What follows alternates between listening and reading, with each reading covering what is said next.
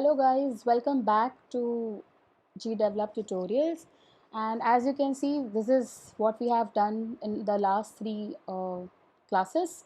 We have added sprites, we have changed their behavior, we have added variables, scoreboard, coded for the same. So if you see, the events are added with actions and conditions. We also learned how to change the animation on key pressed. So yes, so we have done a lot till now, but today on many people asked me if I can create a video on how to make buttons and how we can use these buttons to change screens or basically add a GUI and make things to go back and forth through the game or change different levels. So I'm going to teach you three ways of changing the scene. Okay, one is obviously with the button, the change the screen button or go to the next level button or something like that, which you can use later on in different ways to enhance your game and to based on their requirement. But for now, let's first go and check the scenes. So if you see right now, I have only one scene which I have called as level 1, if you remember very first class when we started with this. So I'm going to simply add one more scene over here, so plus, and I'm going to rename this for now as level 2. So rename. Okay, so this is level 2, and if you want to open level 2, you have to simply click on this and the empty slide. Obviously, we have not made anything till now over here. So this is an empty level which is open. So I'm going to go back and teach you how to change the scenes based on using through three methods. First, I'm going to start with sprite itself. So let me add a new sprite which may act like a flag or like a pole, which the player can touch at the end of the game or that particular level. And when he touches that particular wall or door or flag, whatever you want to call it as and whatever you want to make it as, he will be allowed to enter the next level. Okay, so again guys, when I'm teaching all this, these are completely subjective based on the requirement of you, of the programmer of the game, as in how you want to do the same. I'm going to teach you a few ways. Now at the end, you are the one who will decide what you want to use. So let me add a sprite, and I'm going to name this as door 1. Okay, just it'll act like a door to go to the next level.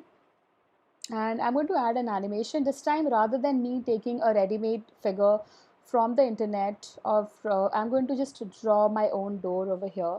And as I told you, I will also explore Pascal with you. So this is the time we are exploring Pascal as well. So this is an inbuilt editor, and over here you can make simple structures, and you can also import images and export images and things like that. But for now, I'm going to simply take a rectangle over here, and I'm going to draw this rectangle kind of, yeah, this way. And rather than keeping it blank, I'm going to simply add some color to this.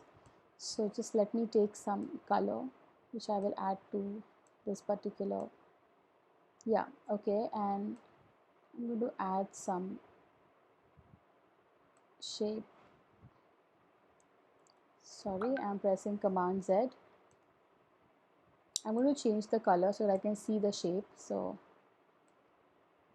again, this might not look very realistic guys, so in case if you want a very good graphical things over here, you can just simply add, but for now I'm going to keep it this way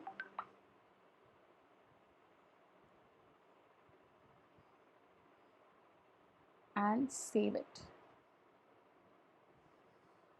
Okay, now after saving this guys, as you see, this is just just an object which we are adding, and we are not really going to make it move here and there for now. So I'm not going to add any behavior. So this is how it will look. Okay, it's quite small, but I think that should be sufficient for our our requirement right now. So I clicked on apply, and as you see, the door is here.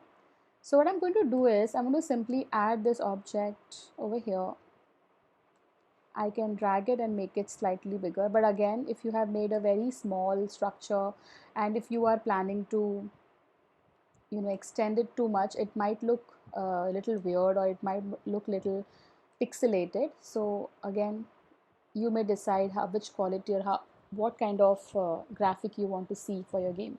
For now, let's see how it looks. So looks quite good. I think I'm happy with this. So let me try what happens. Now nothing happens when this touches this door because technically I haven't coded for that. So let's go and code for this dragon and this door. Okay, so how this is going to work, I'll quickly explain you. What you have to do is you have to go to level 1 events, add a new condition. The condition is already here, and this time the dragon is colliding with the door, right? Like how we did for coin. So add a condition, and dragon is in collision. Now I'm sure you people are used to this particular condition with door and okay. So when the dragon is in collision with the door, what do I want to do? I want to change the scene, right? So I'm going to add action, and here there is nothing related to scene. So I'll go to other actions. I can simply hover like this and search, or I can simply click here and start searching. For now, I'm going to go on scene, and in scene you have various options like change the background color of the scene. So if you simply want to change the background color when the dragon touches over there, then this is the one. If you want to quit the game, because I'm sure there will be some buttons on your game which you will be using to end the game or quit the game, so you can make a button and use this one. You can pause the game and start new scene and so on. So I'm going to quickly click on change the scene, and after changing the scene, which scene I want to open when the dragon reaches that particular door. So in my case it's level 2. So level 2 and okay. Now let's see if it works or not. So I'm going to click on the play button. As you can see, our scoreboard is working quite fine, and as soon as I came in contact with the door, the screen changed, the scene changed. Obviously my scene 2 is blank right now, there is nothing over here. That's why you can't really see anything.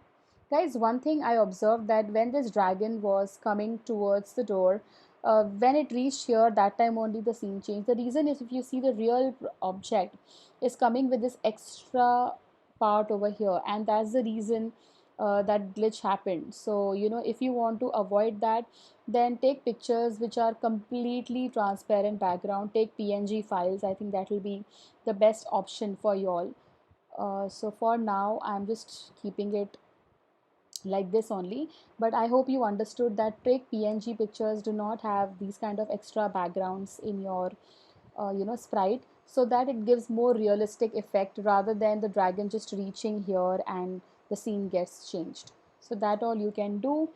Now going back to another way of changing the scene is using the button. So first of all, I'm going to just go to level 2 and just change the background color to, so that we see the difference, otherwise everything will look same.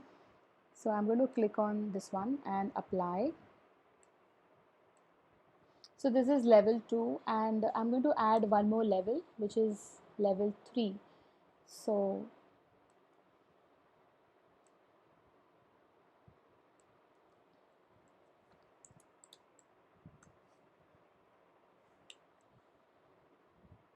I'm going to open it and just change the scene color quickly, again to differentiate between different scenes whether they are working properly or not, and apply.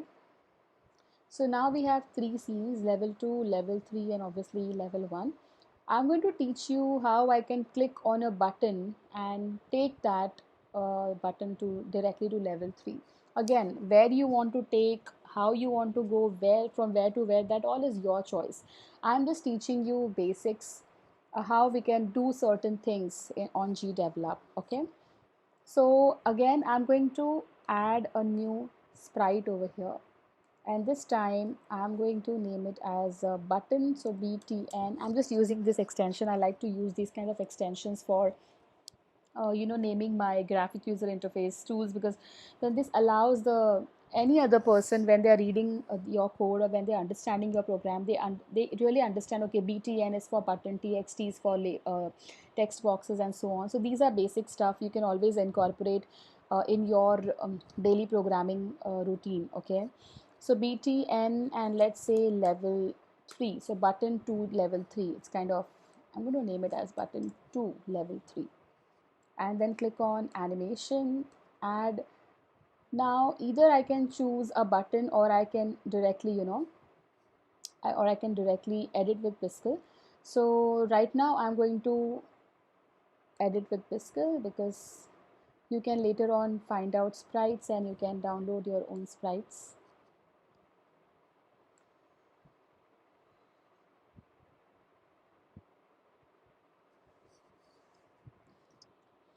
And I'm going to fill it with the same color for now.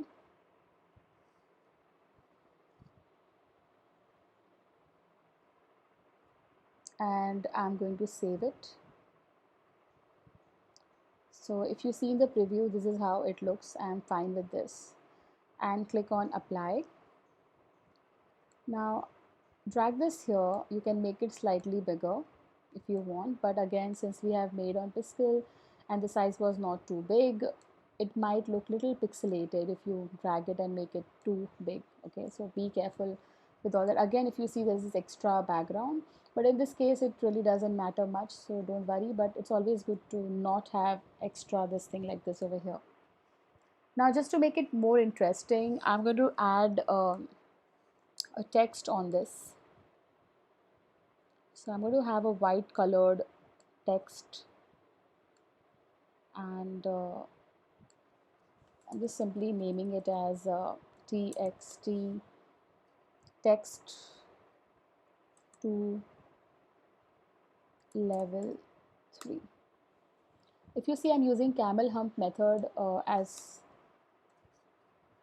this makes it easier for the reader to read and understand the names. Okay, so here I'm going to write it as level 3 and apply, and I'm going to drag it and take it on this like this over here. So now it looks like, this is like a button which says level 3. Now let's go and code for this particular button.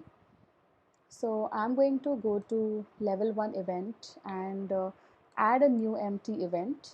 Now see what is the logic here, that when, now this time we are not doing anything with these things, we are simply using our cursor to click on the button to reach another level, right?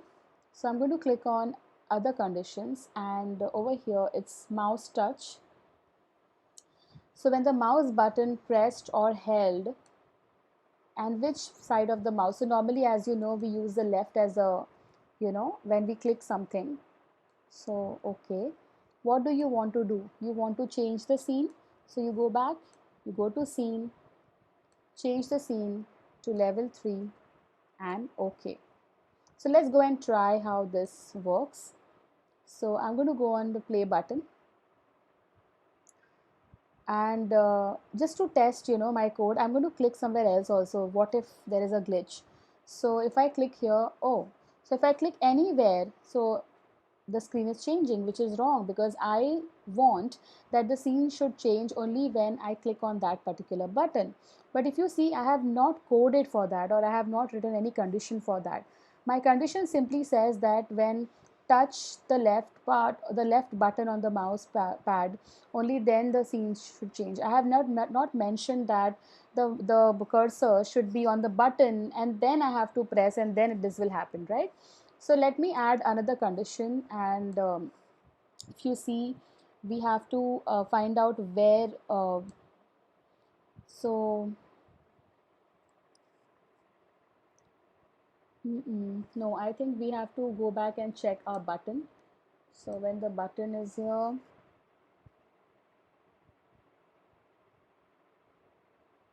yes, so when you're on the button, when the cursor touches this object, right?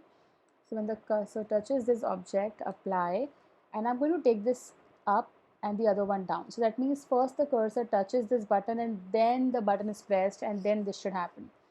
So let's check whether this works or not. I'm going to click anywhere else now. See, it's not working. But if I go here and I press, it's working. So guys, this way you can change the scene and make buttons to make your game, uh, go back and forth in your game. This is how you can do that. Let's simply go to level 3 and I'll show you how to go back. Same code, I'm going to make a button over here, but this time rather than making a button directly over here, I'm going to show you one of my favorite ways of doing it. So I'm going to take you to, to another website. So online button maker, you can simply type like this on Google and you can choose any of these whichever you want. So for now, let's say I'll just take the first one. You can just try whichever you like.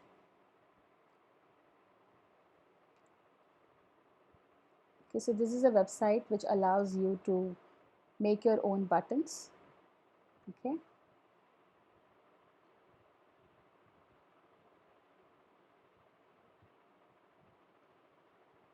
you can log in from here using your school account or your personal account, whichever account you want.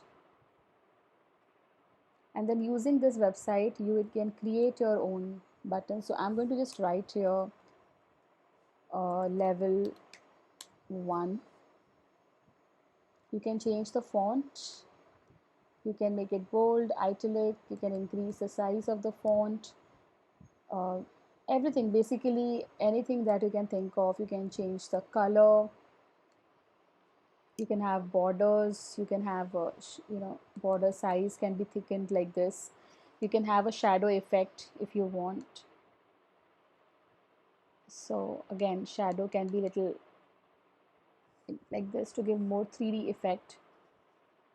Okay, and I'm going to just take this and download it as PNG if you see over here. Now once you have downloaded, the button is here. It's completely free, guys. But of course, you should acknowledge this website and cite them to, you should never just take resources from anywhere and then not give credits to those sources. So it's always good to cite this. Now going back to our level 3, I'm going to click on add sprite, new object, btn to level 1. You can give whatever name you want. I'm using camel hump method, as you can see, by making the first letter capital of all these words in between. I'm going to add a sprite and it's in my download, so I'm just going to do this quickly and I'm going to open it. Okay, and this is how it looks. I'm not going to add loop or any other behavior, and click on apply. Now let me bring it back over here like this. Now I hope you remember the code. We are just going to do a quick recap. So there is no event for level 3 as we haven't made any event. So adding a new event. The condition here is that when button this, the cursor is on this object. Okay, and also at the same time, okay, I'll first show you how this works. Okay, then I'll go and explain you the next part. This might help us in understanding one more glitch that can happen. uh, I have to change the scene. So scene here, change the scene, go to level 1 and okay. Now let's see how this looks. So I'm going to play this level. So I'm just moving my mouse here. I'm not clicking anywhere, guys. So see, as soon as I move, it comes back to level 1. I just hovered over the button. I did not even click anything. Again, if you are okay with that, then this is fine. This code is fine, but I am not okay with that. I want that when I take my mouse over there, along with going over there, I want to click on that button, right? So to give that click condition, I have to go to other conditions, go to mouse and touch, mouse button pressed, left one, and then okay. And now when I play, this is what I want. There's a button. When I'm hovering, nothing is happening, but when I click on the button, it changes. You saw there was a glitch because at the same position I have this button also, so it was giving a double click effect. See, so to avoid this, what you can do is just change the position like this and then try again. Yeah, quite smooth, looks good. So if you want to make a button like this, or you want to simply create a nice 3D button online and then import it, all is your choice. If you want to make a sprite like this, even that is fine. And this way you can change between scenes and you can go to different scenes. You can also have a menu kind of GUI from where you can have multiple levels, multiple types of game, and from one screen the user can go back and forth, and this will make your game interesting. Okay, so this is for now, guys.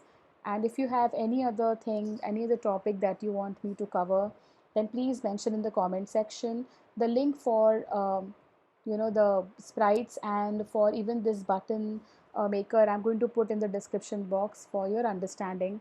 The topics that are covered in this video are also mentioned in the description box. So for now today, bye bye, have a good day, take care.